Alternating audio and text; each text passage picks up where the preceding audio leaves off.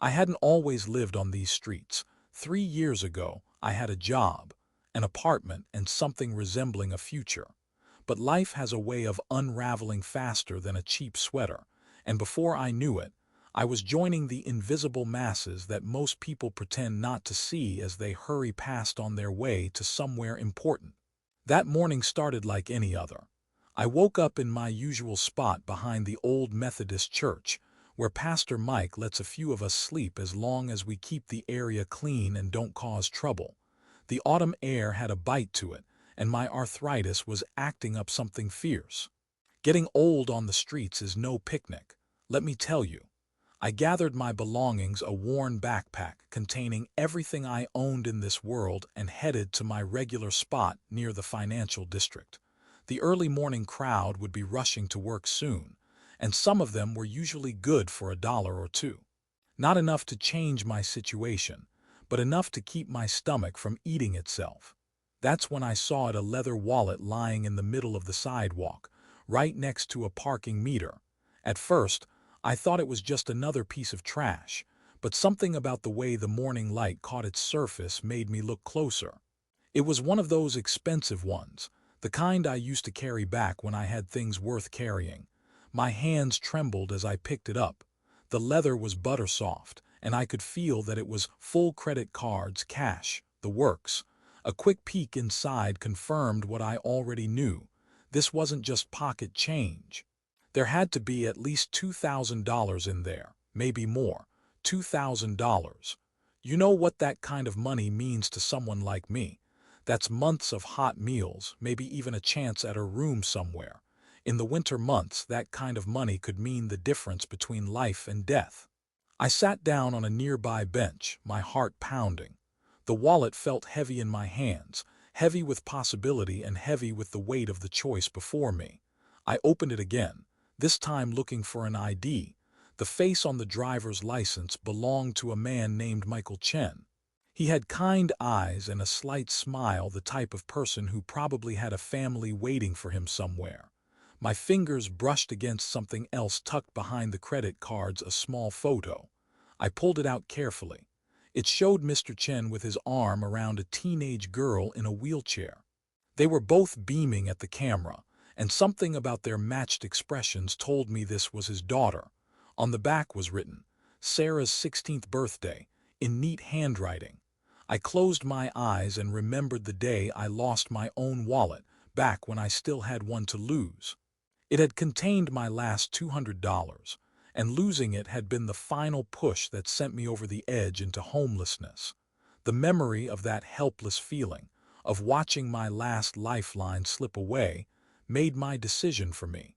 The address on the license wasn't far, maybe a 20-minute walk. I could have taken the money and dumped the wallet in a mailbox, but something told me I needed to do this in person. Maybe I wanted him to see that a homeless person could do the right thing.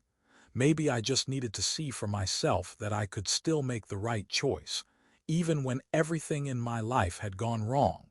The building turned out to be one of those gleaming glass towers that I usually tried to avoid.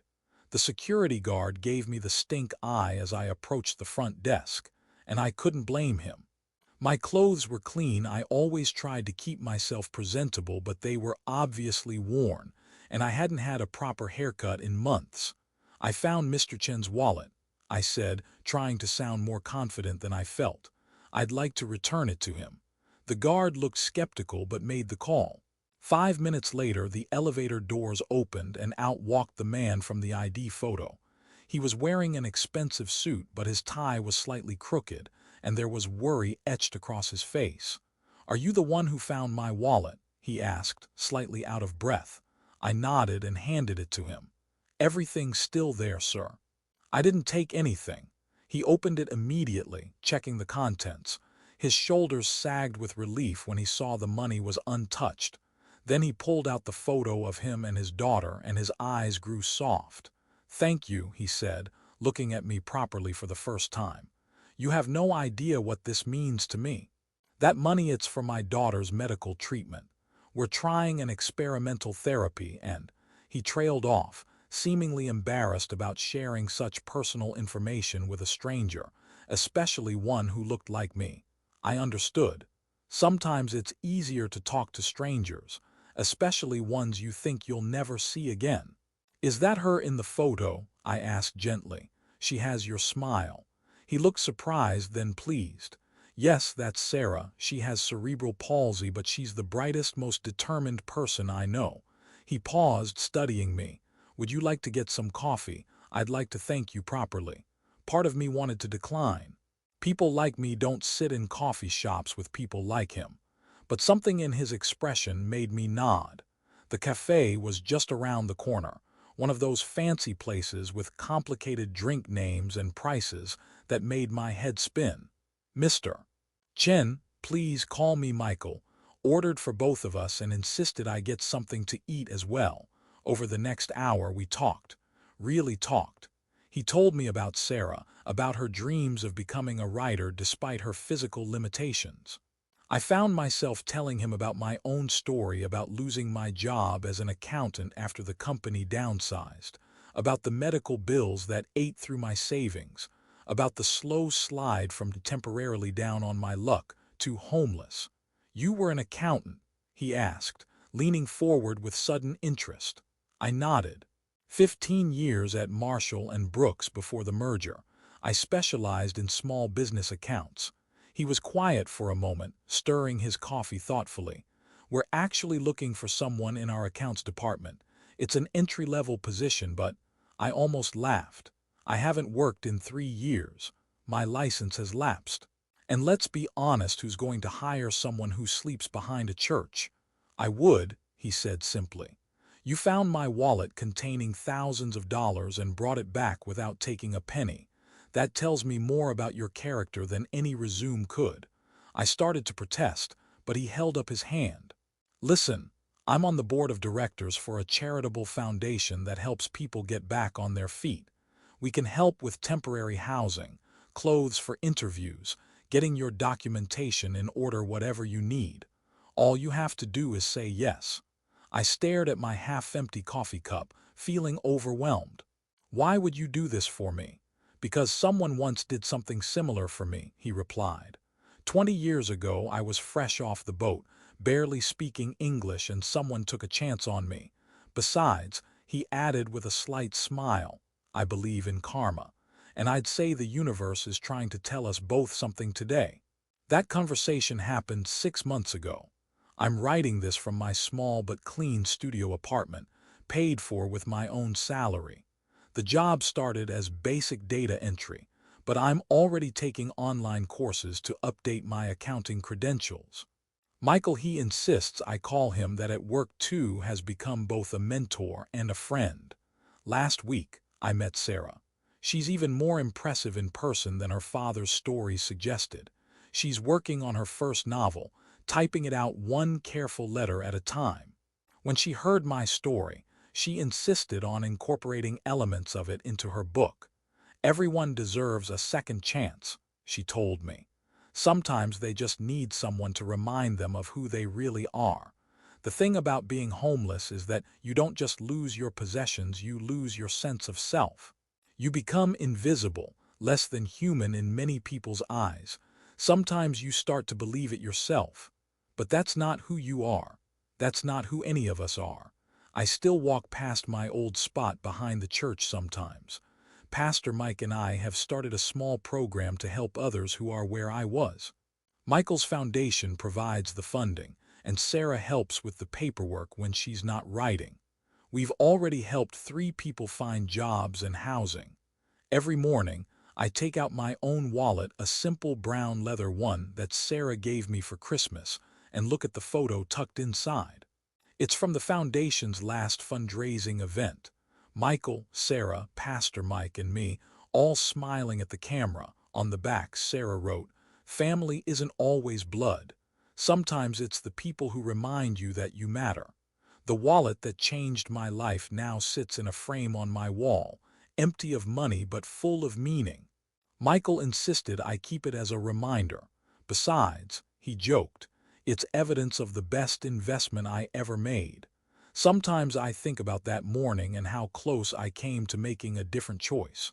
$2,000 could have kept me fed for months, but it wouldn't have changed my life. Instead, I chose to hold on to something more valuable than money, my integrity. And in doing so, I found something I thought I'd lost forever: hope. They say life can change in an instant. One moment, one decision, one act of kindness, either given or received, can alter everything. I know this to be true because I lived it. But what I've learned is that the real change doesn't happen in that instant. It happens in all the moments that follow, in the daily choices to keep moving forward, to accept help, to give back what you can. I'm not special. I'm just someone who made the right choice on a day when it would have been easier to make the wrong one. But that's all it takes, sometimes just one choice to set a different path in motion. These days, when I pass someone on the street who others might cross the road to avoid, I look them in the eye and smile. I know their story could be like mine.